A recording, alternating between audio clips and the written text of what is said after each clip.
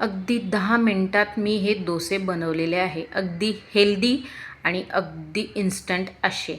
तर कशाचे आहे ते समोर आपण व्हिडिओत बघूच या. हे तुम्ही नाश्त्यात बनवू शकता, मुलांच्या टिफिनला बनवू शकता किंवा मग तुम्ही जेवणातसुद्धा बनवू शकता. मी या डोस्यांबरोबर आलूची भाजी बनवलेली आहे आणि सोबत मोसंबीसुद्धा मुलांना दिलेली आहे. तर कशाची आहे ते बघूया. तर व्हिडिओला सुरुवात करूया. सुरुवात करण्याआधी तुम्ही जर ही रेसिपी फेसबुकवर बघत असाल तर माझ्या पेजला फॉलो करा आणि यूट्यूबवर बघत असाल तर माझ्या चॅनलला सबस्क्राईब करा. त्याचबरोबर लाईक, शेअर आणि कमेंट नक्की करा आणि व्हिडिओ पूर्ण बघा. हॅलो फ्रेंड्स, मी लतिकाज किचनमध्ये तुमचं स्वागत आहे. तर हे आहे रागीचे इन्स्टंट असे डोसे.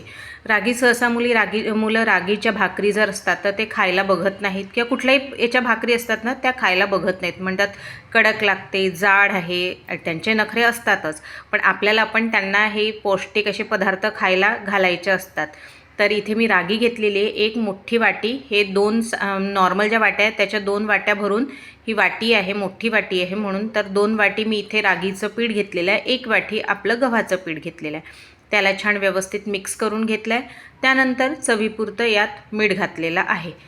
तर इथे मी रागीचे डोसे बनवते कारण की मी रागीच्या भाकरी बनवल्या होत्या. माझ्या पोरी म्हणतात की अगं मम्मी हे कडक लागते, टेस्ट नाही लागत, असं तसं त्यांचे खूप नखरे चालतात.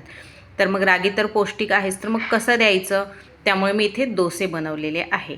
तर इथे या पिठात टाकलेलं आहे थोडंसं मीठ चवीपुरतं आणि थोडं पाणी घालून याला मिक्स करायचं आहे. थोडंच घालायचं आहे. एकदम एकत्र घातलं तर गुठळ्या पडतात, म्हणून थोडं घालायचं आणि मिक्स करत जायचं. म्हणजे आपल्या त्या बॅटरला गुठळ्या पडत नाही आणि व्यवस्थित असं पीठ छान बॅटर रेडी होतं. तर आता यात मी अजून थोडं पाणी घालून घेणार आणि व्यवस्थित असं आपल्याला डोस्याला हवं, एकदम पातळ पण नाही आणि एकदम घट्ट पण नाही, असं बॅटर इथे मी बनवून घेते आहे व्यवस्थित. असं मी इथे स्पूननी फिरवते. तुमच्याकडे जर ब्लेंडर असेल किंवा हँड ब्लेंडर असेल त्याच्याने तुम्ही फिरवू शकता किंवा मग रईनी घोटलं तरी चालेल. पण कन्सिस्टन्सी जास्त असेल तर ते रईनी घोटलेलं बरं पडतं. शक्यतोवर चमच्याने घोटलेलंच बरं असतं. तिथे छान मस्त असं मिक्स करून घेतलेलं आहे. छान झालेलं आहे बघा, गुठळ्या पण राहिलेल्या नाही आहे. अशा प्रकारे करायचं आहे, म्हणजे घट्ट पण नाही आणि पातळ पण नाही. याला आता 10 मिनटं रेस्ट करू देते. रेस्ट होत आहे तोपर्यंत मी इथे आलूची भाजी बनवते आहे. आलूच्या भाजीची रेसिपी ऑलरेडी मी माझ्या चॅनलवर टाकलेली आहे. अगदी झटपट बनते आलूची भाजी आणि चवीलाही खूप छान लागते. त्यामुळे मी इथे आलूची भाजी बनवते आहे. तर त्याची रेसिपी मी तुम्हाला एंड स्क्रीनला दिलेली आहे. आय बटनलासुद्धा वेगवेगळ्या नवनवीन रेसिपीज दिलेल्या आहेत. तर इथे मी फ्राईंग पॅन, आपला डोस्याचा पॅन ठेवलेला आहे नॉनस्टिकवाला.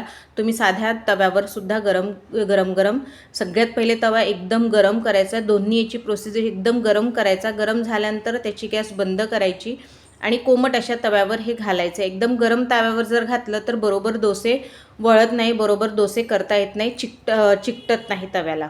तर म्हणून त्यामुळे इथे मग थोडंसं एकदम तवा गरम झाला, त्यानंतर थोडा थंड होऊ दिला आणि त्यानंतर मी इथे बॅटर घातलेलं आहे. तर व्यवस्थित असा डोसा आपल्याला पसरवता येतो.